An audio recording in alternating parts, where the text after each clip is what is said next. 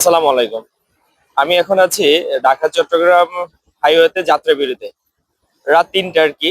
ঢাকা চট্টগ্রামে আমার যাওয়ার বেশ অভিজ্ঞতা। কারণ আমার প্রত্যেক মাসেই মিনিমাম ২ বার ৩ বার যাওয়া লাগে যে কোনো কাজে। তো এই যাওয়া আসার পথের একটা ছোট্ট অভিজ্ঞতা আপনাদেরকে শেয়ার করছি।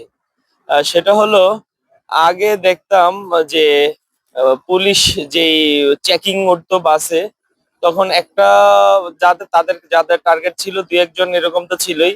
তবে যদি কোনো দাড়ি টুপিওয়ালা কিংবা পাঞ্জাবিওয়ালা এমন কেউ থাকতো, এটা আমার নিজের চোখের দেখা, যে তাদেরকে উঠেই আগে তাদেরকে চেক করতো, জিজ্ঞাসাবাদ করতো।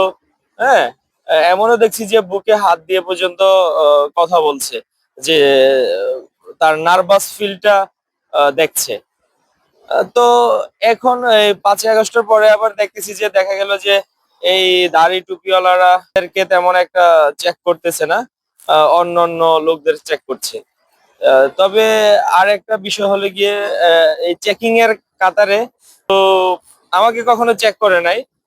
আলহামদুলিল্লাহ, জানি না তারা কেন আমাকে চেক করে না।